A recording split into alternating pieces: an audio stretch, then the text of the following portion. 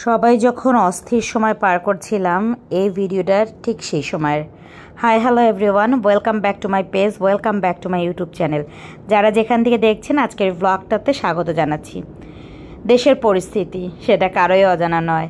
তো সেই পরিস্থিতির মধ্যে ছিল হচ্ছে সেই ডেটটা 21শে জুলাই। তবে রাতটা ছিল 21শে জুলাই পড়লো 12টার পর। হঠাৎ করে মনে হলো বার্থডে, বাইরেও যেতে পারবো না, আর কারফিউ যেহেতু জারি করা, কিছু গিফটও করতে পারবো না, মনটা কেমন যেন লাগছিল। তো ওই রাতেই আমি আসলে ভাবলাম যে যাই আছে যেভাবে আছে অন্তত প্রিয় মানুষটার বার্থডেতে কিছু একটা তো আমার করতেই হবে। তো সেখান থেকে চিন্তা করলাম ফ্রিজে কি আছে, তো হুইপড ক্রিম বা কোনো কিছুই ছিল না। তো যা ছিল সেটা দিয়েই আমি রাতের বেলা 2টা ডিম দিয়ে একটা কেক বেক করলাম, আর কেকটার ফ্লেভার দিলাম হচ্ছে ম্যাঙ্গো ফ্লেভার। বেক করে রাখলাম যে 21 তারিখ দিনের বেলা আমি এটাকে যেভাবে পারি একটু সাজায় টাজায় তারপর একটু হালকা পাতলা রান্না করব, ফ্রিজে যা আছে তাই, কারণ বাইরে বের হওয়ার আসলে কোনোই অপশন ছিল না। তো এই তো অর্পা দেখছিল যে কেকটা এত সফট হয়েছিল, আর বেক করতে আমার খুব বেশিক্ষণ লাগেনি। তারপরে যে কাহিনীটা হলো, এটা হচ্ছে 21শে জুলাই সকালবেলা হঠাৎ করে আমাদের ইলেকট্রিসিটি চলে গেল, মানে আমাদের কারেন্ট নাই। তো স্বাভাবিকভাবে আমরা যেহেতু তখন বুঝতে পারি নাই, আর নেটও বন্ধ হওয়া ছিল, আর আমাদের যেহেতু মিটারের মাধ্যমে হচ্ছে অনলাইনেই টাকাটা পে করতে হয়, তো সেই কারণে আমাদের আসলে টাকা পে করতে হবে, বাট নেট না থাকার কারণে আমরা খুবই একটা ঝামেলার মধ্যে পড়ে যাই। তখন আমরা ডিসিশন নেই যে আমরা ডেস্ক অফিসে যাব, আর ওইটা ছিল নতুন বাজার ভাটারা থানার পাশে, যেখানে খুব বেশি গোলাগুলি হচ্ছিল এবং ওইখানের পরিস্থিতি অনেক খারাপ ছিল।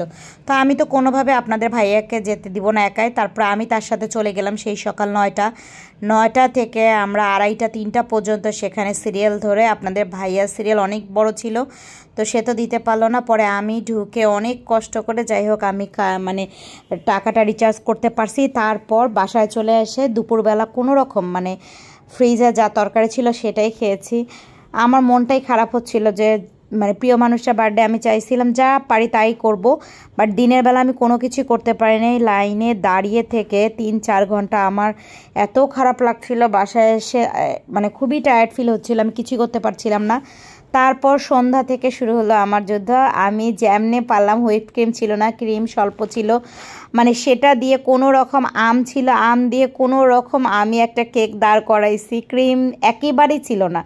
তো যাই হোক, এখন মোমও ছিল না, তো গ্যাস লাইট দিয়ে আমরা তখন একটা মোমের ব্যবস্থা করলাম। তো এর মধ্যে অর্পার মনে হলো যে পুরাতন মোম থাকতে পারে, তারপর অর্পা খুঁজে নিয়ে আসলো।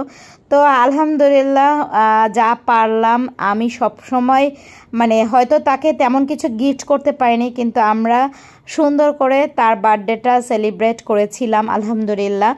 আমি তার জন্য যতটা পারছি রান্না করছি, তার পছন্দের খাবার fried rice, chicken fry, vegetable, এটা তো পছন্দ।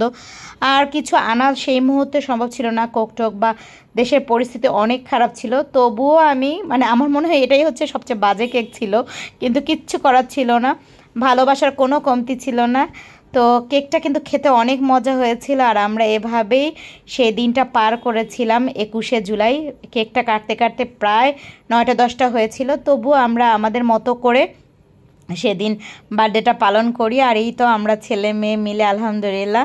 আপনাদের ভাইয়ার মুখটা দেখলে নিশ্চয়ই বোঝা যাচ্ছে যে সে কত খুশি হয়েছিল, আর আমাদেরও আলহামদুলিল্লাহ অনেক ভালো লাগছে। তো ভিডিওটা ফুটেজ রেখেছিলাম, তখন তো আর শেয়ার করা সম্ভব হয়নি, তাই আপনাদের সাথে এখন শেয়ার করে দিলাম। তখনকার পরিস্থিতিটা আসলে মনেও করতে চাই না। আল্লাহ যেন সবসময় স্বাভাবিক পরিস্থিতিতে রাখে, সব কিছু ঠিকঠাক মতোই এগিয়ে যায়।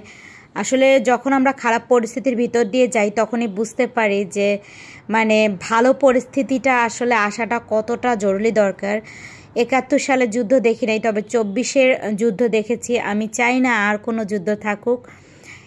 এই তো এভাবেই আমরা সেদিন বার্থডেটা পালন করি, আর পরে কেক টেক কেটে খাওয়া দাওয়া। তো এখন আমরা খাওয়া দাওয়া করে নেব, তাই আজকের মতো আপনাদের সাথে বিদায় নিচ্ছি। দোয়া করবেন আপনাদের ভাইয়ার জন্য, আমিও আপনাদের জন্য দোয়া করি, সবাই যেন ভালো থাকেন। দেখা হবে আবারও, ধন্যবাদ।